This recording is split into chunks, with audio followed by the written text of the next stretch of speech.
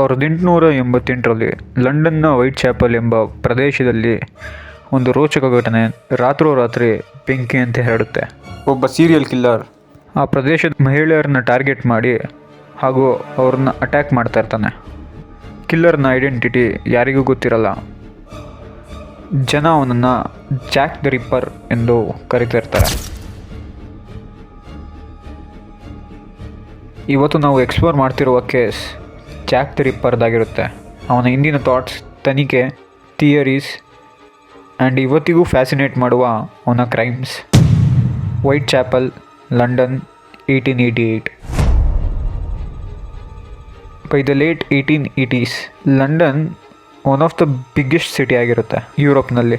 ಆದರೆ ಆ ಸಿಟಿಯಲ್ಲಿ ಇಂಡಸ್ಟ್ರಿಗಳು, ಕಚೇರಿಗಳ ನಡುವೆ ಓವರ್ ಕ್ರೌಡೆಡ್ ವೈಟ್ ಚಾಪಲ್ ಎಂಬ ಬ್ಯಾಕ್ವರ್ಡ್ ಡಿಸ್ಟ್ರಿಕ್ಟ್ ಇತ್ತು, which was well known for it's crimes. ಅಲ್ಲಿನ ನಿವಾಸಿಗಳು ಸರ್ವೈವ್ ಆಗೋಕ್ಕೆ ತುಂಬಾ ಕಷ್ಟಪಡ್ತಿರ್ತಾರೆ. ಎಷ್ಟೋ ಮಹಿಳೆಯರು ಪ್ರಾಸ್ಟಿಟ್ಯೂಷನ್, ಇನ್ನೂ ಕೆಲವರು ಕಡು ಬಡತನದಿಂದ ಹೊರಬರೋದಕ್ಕೆ ಹೋರಾಡ್ತಾ ಇರ್ತಾರೆ. ಕ್ರೈಮ್ಸ್ ಆ ಜಾಗದಲ್ಲಿ ಕಾಮನ್ ಆಗಿರುತ್ತೆ. ಆದರೂ 1888 ನಡೆದ ಈ ಇವೆಂಟ್ ಜಗತ್ತನ್ನೇ ಬೆಚ್ಚಿ ಬೀಳಿಸುತ್ತೆ. ರಾತ್ರಿ ಆಗ್ತಿದ್ದಂತೆ ವೈಟ್ ಚಾಪಲ್ ತುಂಬ ಸೈಲೆಂಟ್ ಆಗ್ತಾಯಿತ್ತು. ಭಯ, ರಕ್ತ, ಈ ರಹಸ್ಯಗಳ ನಡುವೆ ಹುಟ್ಟಿದ ಹೆಸರು ಜಾಕ್ ದ ರಿಪ್ಪರ್. 5 ಜನ victims and unknown criminal. The first victim. ರಿಪ್ಪರ್ನ ಮೊದಲನೇ victim was Mary Ann Nichols. August 1888ರಲ್ಲಿ ಮರ್ಡರ್ ಆಗಿರ್ತಾಳೆ. ಮೇರಿ ವೈಟ್ ಚಾಪಲ್ನ ಗಲ್ಲಿಯೊಂದರಲ್ಲಿ ಸತ್ತಂಥ ಸ್ಥಿತಿಯಲ್ಲಿ ಬಿದ್ದಿರ್ತಾಳೆ. ಯಾರೂ ಅಕ್ಕಪಕ್ಕ ಇಲ್ಲದನ್ನು ನೋಡಿ ಟಾರ್ಗೆಟ್ ಮಾಡಿ ಅಟ್ಯಾಕ್ ಆಗಿರುತ್ತೆ. ಇನ್ವೆಸ್ಟಿಗೇಟರ್ಸ್ ಹೇಳುವ ಪ್ರಕಾರ ಅವಳನ್ನು ತುಂಬ ಕ್ವಿಕ್ಕಾಗಿ ಕೊಂದಿರ್ತಾನೆ. ಅವನು ತುಂಬಾ ಪ್ರಿಸಿಷನ್ನಿಂದ ಕೆಲಸ ಮುಗಿಸಿ ಎಸ್ಕೇಪ್ ಆಗಿರ್ತಾನೆ. ಒಂದೇ ಒಂದು ಸುಳಿವು ಸಹ ಇರೋದಿಲ್ಲ. ಸ್ಟಾರ್ಟಿಂಗ್ನಲ್ಲಿ ಇದೊಂದು ಕಾಮನ್ ಕ್ರೈಮ್ ಆಗಿರುತ್ತೆ, ಬಟ್ ಸೂನ್ ಇದು ಬೇರೆಯೇ ತಿರುವು ಪಡೆಯುತ್ತೆ. ರಿಪ್ಪರ್ನ ಎರಡನೇ victim any Chapman. Mary an ಕೊಲೆಯಾದ ಒಂದೇ ಒಂದು ವಾರದ ನಂತರ ರಿಪ್ಪರ್ನ ಇನ್ನೊಂದು ವಿಕ್ಟಿಮ್ ಆ್ಯನಿ ಚಾಪ್ಮನ್ ಲಾಡ್ಜ್ ಒಂದರ ಹಿಂಭಾಗದಲ್ಲಿ ಸಿಗ್ತಾಳೆ. ಬಟ್ ಈ ಕೇಸ್ ಮೊದಲನೇ ಕೇಸ್ಗಿಂತ ತುಂಬಾ ಕ್ರೂರವಾಗಿರುತ್ತೆ ಆ್ಯಂಡ್ ಪ್ರಿಸೈಸ್ ಆಗಿರುತ್ತೆ. ಮೆಡಿಕಲ್ ಎಕ್ಸಾಮಿನರ್ಸ್ ಹೇಳುವ ಪ್ರಕಾರ ರಿಪ್ಪರ್ ಆ್ಯನಿ ಜೊತೆ ತುಂಬಾ ಸಮಯನ ಕಳೆದಿರ್ತಾನೆ. ತುಂಬ ಪ್ಲ್ಯಾನಿಂಗ್ ಮಾಡಿ ಆ್ಯಂಡ್ ಕಾನ್ಫಿಡೆಂಟಾಗಿ ವಿಕ್ಟಿಮ್ನ ಕೊಂದಿರ್ತಾನೆ. ಮೆಡಿಕಲ್ ರಿಪೋರ್ಟ್ಸ್ನಲ್ಲಿ ಕುತ್ತಿಗೆಯ ಭಾಗಕ್ಕೆ ತುಂಬಾ ಇಂಜುರೀಸ್ ಆಗಿರುತ್ತೆ ಆ್ಯಂಡ್ ರಿಪೋರ್ಟ್ಸ್ಗಳ ಪ್ರಕಾರ ಕೊಲೆ ಮಾಡಿದ ವ್ಯಕ್ತಿಗೆ ಹ್ಯೂಮನ್ ಎನಾಟೊಮಿ ಬಗ್ಗೆ ನಾಲೆಜ್ ಇರುತ್ತೆ and experienced in handling knife. ಇದರಿಂದ ರಿಪ್ಪರ್ ತುಂಬ ಬೋಲ್ಡ್ ಹಾಗೂ ಹೊಸ ಮೆಥಡ್ಸ್ ಯೂಸ್ ಮಾಡ್ತಿದ್ದ ಹಾಗೂ ಅವನು ಯಾವುದೇ ಥರ ರಿಸ್ಕ್ ತೊಗೊಳಕ್ಕೆ ರೆಡಿಯಾಗಿದ್ದ ಅಂತ ಅವನ ಕೊಲೆ ಮೂಲಕ ತಿಳಿಸ್ತಾ ಇದ್ದ. ಮೆಡಿಕಲ್ ಎಕ್ಸಾಮಿನರ್ಸ್ ಬಾಡಿಯ ಪ್ರಿಸೈಸ್ ಕಟ್ಸ್ ನೋಡಿ ಈ ಎರಡಕ್ಕೂ ಸಂಬಂಧ ಇದೆ ಅಂತ ಪೊಲೀಸ್ ಅವ್ರಿಗೆ ತಿಳಿಸ್ತಾರೆ. ಆಫ್ಟರ್ ಆ್ಯನಿಸ್ ಡೆತ್ ಅಲ್ಲಿನ ಪೊಲೀಸ್ ಅವರು ಡೀಲ್ ಮಾಡ್ತಿರೋದು ಒಬ್ಬ ಸೀರಿಯಲ್ ಕಿಲ್ಲರ್, ಯಾವುದೋ ಕಾಮನ್ ಕ್ರಿಮಿನಲ್ ಅಲ್ಲ ಎಂದು ವೈಟ್ ಚಾಪಲ್ನ ಪೊಲೀಸ್ ಪ್ಯಾಟ್ರೋಲ್ನ ಇನ್ಕ್ರೀಸ್ ಮಾಡ್ತಾನೆ. ಅಲ್ಲಿನ ಲೋಕಲ್ ನ್ಯೂಸ್ ಪೇಪರ್ಸ್ನವರಿಗೆ ಮಾಹಿತಿ ತಿಳಿಸ್ತಾನೆ, ಸೊ ದಟ್ ಇದರಿಂದ ಪಬ್ಲಿಕ್ಗೆ ರಿಯಲೈಸ್ ಆಗಲಿ that there was a serial killer in the city. Jack the Ripper ಅಂತ ಮೊದಲು ಹೆಸರು ಮೂಡಿದ್ದು ಒಂದು ಲೆಟರಿಂದ. ಸೆಪ್ಟೆಂಬರ್ 27, 1888 ಲಂಡನ್ನ ಸೆಂಟ್ರಲ್ ನ್ಯೂಸ್ ಏಜೆನ್ಸಿಗೆ ಒಂದು ಲೆಟರ್ ಬರುತ್ತೆ. ಅದರಲ್ಲಿ ಡಿಯರ್ ಬಾಸ್ ಎಂದು ಪ್ರಾರಂಭವಾಗಿ yours truly Jack the ripper ಎಂಬ ಸೈನ್ ಆಗಿರುತ್ತೆ. ಈ ಲೆಟರಲ್ಲಿ ಪೊಲೀಸ್ ಅವರ ವೈಫಲ್ಯ ಹಾಗೂ ಭವಿಷ್ಯದಲ್ಲಿ ಇನ್ನೂ ಕೊಲೆಯ ಓಪನ್ ಚಾಲೆಂಜ್ ನೀಡಿರ್ತಾನೆ. ಈ ಹೆಸರು ಪಬ್ಲಿಕ್ ಇಮಿಡಿಯೇಟ್ ಅಟೆನ್ಷನ್ ಸಿಗುತ್ತೆ. ಇದು ನಿಜವಾಗ್ಲೂ ಆ ಕೊಲೆಗಾರ ಬರೆದಿದ್ದ ಲೆಟರ ಅಂತ ಇನ್ನೂ ತಿಳಿದಿಲ್ಲ. ಜಾಕ್ ಆ ಪ್ರದೇಶದ ಕಾಮನ್ ನೇಮ್ ಆಗಿರುತ್ತೆ.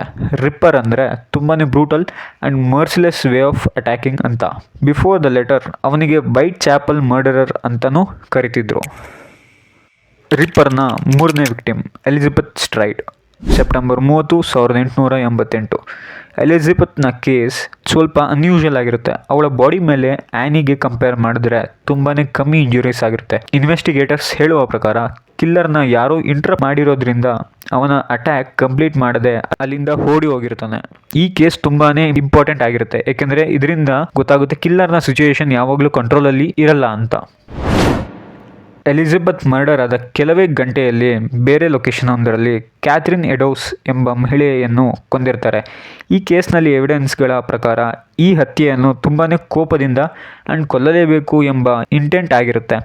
ಎಕ್ಸ್ಪರ್ಟ್ ಹೇಳುವ ಪ್ರಕಾರ ಆ ಕಿಲ್ಲರ್ನ ಮೂರನೇ ಮರ್ಡರ್ ಆದ ಆ್ಯನಿ ಚಾಪ್ಮನ್ ಕೊಲೆನ ಇಂಟರಪ್ಟ್ ಮಾಡಿದ್ರಿಂದ ಕ್ಯಾಥರಿನ್ನ ತುಂಬಾನೇ ಬ್ರೂಟಲ್ ಆಗಿ ಕೊಂದಿರ್ಬೋದು ಅಂತ. ಇದಾದ ಮೇಲೆ the final and the last victim Mary Jane, November 9, 1888. ಬೇರೆ ಕೊಲೆಗಳು ಲಂಡನ್ನ ಸ್ಟ್ರೀಟ್ಸ್ ಅಲ್ಲಿ ಆಗಿದ್ರೆ ಇದು ಮಾತ್ರ ರೂಮಿನಲ್ಲಿ ಆಗಿರುತ್ತೆ. ಅದು ವಿಕ್ಟಿಮ್ನ ರೂಮ್ ಆಗಿದ್ರಿಂದ ತುಂಬಾನೇ ಟೈಮ್ ಆ್ಯಂಡ್ ಪ್ರೈವಸಿ ಸಿಗುತ್ತೆ. Results most brutal killing compared to other 4 women. ಇದಾದ ನಂತರ Scotland Yard and local police ಅವರು ತುಂಬಾ ದೊಡ್ಡ ಇನ್ವೆಸ್ಟಿಗೇಷನ್ನ ಲಾಂಚ್ ಮಾಡ್ತಾರೆ. ಬಟ್ ಎವಿಡೆನ್ಸ್ ಲಿಮಿಟೆಡ್ ಆಗಿರುತ್ತೆ. Finger prints and modern forensic ಆಗಿನ ಕಾಲಕ್ಕೆ ಇರಲಿಲ್ಲ. ಸಿಟಿ ತುಂಬ ಕ್ರೌಡೆಡ್ ಆಗಿರೋದ್ರಿಂದ ವಿಟ್ನೆಸ್ನ ರಿಲಯಬಲ್ ಆಗಿ ತೊಗೊಳಕ್ಕಾಗ್ತಿರಲ್ಲ. ಆ್ಯಂಡ್ ಸಿಟಿಯಲ್ಲಿ ತುಂಬಾ ಜನ ಸಸ್ಪೆಕ್ಟ್ ಇದ್ದರು. As the crime rate was more. But ಎಷ್ಟೇ ಪ್ರಯತ್ನ ಪಟ್ಟರೂ ಒಂದು ಸಣ್ಣ ಸುಳಿವು ಸಿಗಲ್ಲ. Exposing the law enforcement and ಆಗಿನ ಕಾಲಕ್ಕೆ ಲಾ ಎಷ್ಟು ವೀಕ್ ಇತ್ತು ಅಂತ ತೋರಿಸುತ್ತೆ. ಇದಾದಮೇಲೆ ಜಾಕ್ ಯಾವುದೇ ಕೊಲೆ ಪ್ರಕರಣ ಹೊರಬರಲ್ಲ. ಎಷ್ಟೋ ಜನ ಹೇಳುವಂತೆ ಕಿಲ್ಲರ್ ಬಹುಶಃ ಸತ್ತಿರ್ಬೋದು, ಇಲ್ಲ ಬೇರೊಂದು ಕ್ರೈಮ್ನಲ್ಲಿ ಅರೆಸ್ಟ್ ಆಗಿರ್ಬೋದು, ಅಥವಾ ಆ ಜಾಗವನ್ನೇ ಬಿಟ್ಟು ಬೇರೊಂದು ಕಡೆಗೆ ಹೋಗಿರ್ಬೋದು ಅನ್ನೋದು ಜನರ ನಂಬಿಕೆ ಆಗಿತ್ತು. ಸಸ್ಪೆಕ್ಟ್ಸ್ ಆಗಿ ಎಷ್ಟೋ ಜನ ಸಿಗ್ತಾರೆ. Suspect number 1 Michael Ostrog. ಇವನು ಒಬ್ಬ ರಷ್ಯನ್ ಇಮಿಗ್ರೆಂಟ್ ಆಗಿರ್ತಾನೆ ಆ್ಯಂಡ್ ಒಬ್ಬ ಕನ್ವಿಕ್ಟೆಡ್ ಕ್ರಿಮಿನಲ್ ಕೂಡ ಆಗಿರ್ತಾನೆ. Suspect number 2 doctor Thomas Neill Cream. ಇವನು ಒಬ್ಬ ಫಿಸಿಸ್ಟ್ ಹಾಗೂ ಅವನಿಗೆ ಹ್ಯೂಮನ್ ಅನಾಟಮಿ ಬಗ್ಗೆ ತುಂಬಾ ತಿಳ್ಕೊಂಡಿರ್ತಾನೆ. Suspect number 3 prince Albert Victor. ಇವನು ಒಬ್ಬ ರಾಯಲ್ ಆಗಿರ್ತಾನೆ ಆ್ಯಂಡ್ ಇಟ್ಸ್ ಆಲ್ಸೋ ಕಾಂಟ್ರವರ್ಷಿಯಲ್. ಆದರೆ ಸರಿಯಾದ ಎವಿಡೆನ್ಸ್ ಇಲ್ಲದ ಕಾರಣ ಇದೊಂದು ಮಿಸ್ಟ್ರಿಯಾಗಿ ಉಳಿದಿದೆ. ಮಾಡರ್ನ್ ಕ್ರೈಮ್ ಫೈಲಿಂಗ್ ಪ್ರಕಾರ ಈ ಮನುಷ್ಯ sociopath, sexual frustration and high intelligence ಇರುತ್ತೆ ಆ್ಯಂಡ್ ಅನಾಟಮಿಯ ಬಗ್ಗೆ ತುಂಬಾ ತಿಳಿದಿರ್ತಾನೆ. ಜಾಕ್ ದ ರಿಪ್ಪರ್ ಒಂದು ಕ್ರಿಮಿನಲ್ ಕೇಸ್ ಅಲ್ಲ, ಒಂದು ಸಿಂಬಲ್ ಆಗಿ ಉಳಿದಿರುತ್ತೆ, ಒಂದು ಮಿಸ್ಟ್ರಿಯಾಗಿ ಉಳಿದಿರುತ್ತೆ. 20th ಸೆಂಚುರಿ ಹಾಗೂ 21st ಸೆಂಚುರಿಯಲ್ಲೂ ಈ ಕೇಸ್ನ ಅನ್ಕವರ್ ಮಾಡೋದಕ್ಕೆ ಸಾಧ್ಯ ಆಗಿಲ್ಲ.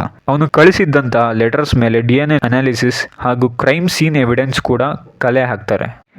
ಈ ಕ್ರಿಮಿನಲ್ ಪ್ರೊಫೈಲ್ನ ರೀಕನ್ಸ್ಟ್ರಕ್ಟ್ ಮಾಡಿದಾಗ ಕೆಲವರು ಸಜೆಸ್ಟ್ ಮಾಡ್ತಾರೆ ಇದು ಒಬ್ಬನ ಕೆಲಸ ಅಲ್ಲ, ಒಂದಕ್ಕಿಂತ ಹೆಚ್ಚು ಜನ ಭಾಗಿಯಾಗಿರ್ತಾರೆ ಅಂತ.